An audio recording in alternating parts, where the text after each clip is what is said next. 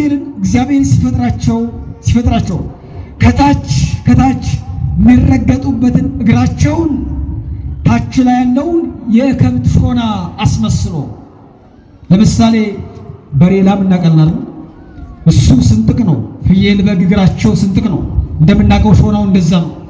እግዚአብሔርን የኪሩቤልን እግራቸው ጫፍ ያለውን ተረከዛቸውን እንደ ከብት ሾና አድርጎ ካስቀመጠ በኋላ ከላይ ያለውን ከተረከዙ ከፍ ያለውን ባቱን ደግሞ የሰው ልጅ ባት አድርጎ ሰራው ይላል።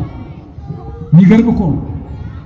ታች የሚረገጡበት እንደ ላም አይነት ሾላ ነው። ከፍ ብሎ ያለው ባታቸው ደግሞ የሰው ባት ይመስላል ነው የሚለው መጽሐፍ ሲናገር።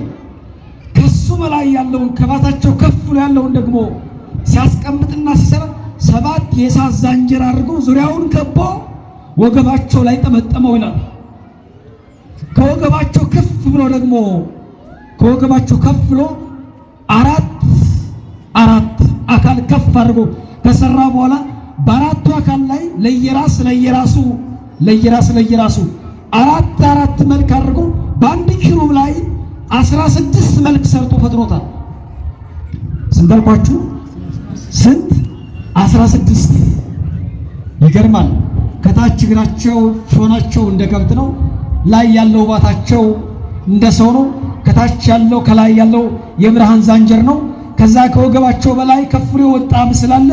ከሱ በላይ ደግሞ ለአንዱ ኪሩብ ይገርማቸዋል 16 መልክ 16 ፊት እንዲኖር አድርጎ ነው የፈጠረው።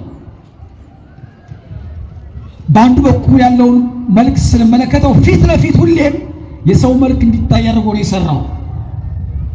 4 መልክ አላቸው። የአንበሳ መልክ አለ፣ የላም መልክ አለ፣ የንስር መልክ አለ፣ የሰው መልክ አለ። ሁልጊዜም በአራቱም ኪሩብ ላይ ፊት ለፊት እንዲቀመጥ ያደረገው የሰውን መልክ ነው። እያንዳንዱ 3ቱ እንስሳዎች በስተቀኝ በኩል ሲመለከቱ የሰውን መልክ ያያሉ።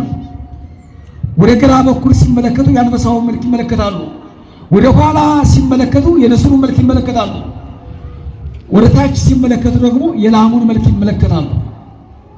ታዲያ እንዲህ አድርጎ በአንድ መልክ ከሰራቸው በኋላ ኪሩቤል ከአንድ ቦታ ተነስቶ ወደ አንድ ቦታ ልሄድ ብሎ ቢያስብ ፊት ልዙር አቅጣጫ ልቀይር ብሎ ያስብ።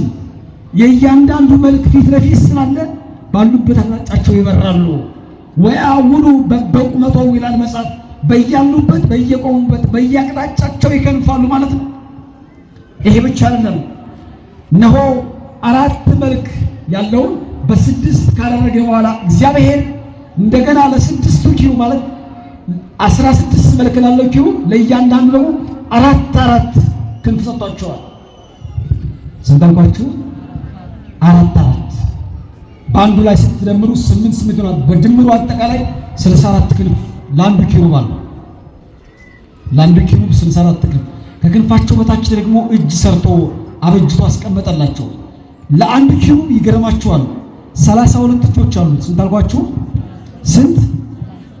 ይኸውላችሁ እግዚአብሔር በጥበብ በሞገስ በኃይልና በገዛ ባህሩ ባዘጋጃቸው እንዲህ ባስዋባቸው እንዲህ በፈጠራቸው ተፈጥሯቸውን ተናገረን በማንጨርሳቸው በመላእክት ዘንድ እግዚአብሔር ሞገሱን ከፍ አድርጎ ክብሩን አለቃ አድርጎ በዛሬው ዕለት የሾመው ታላቁ መልአክ ገናናው ቅዱስ ሚካኤል ነው። ክብር ለአምላካችን ይሁን።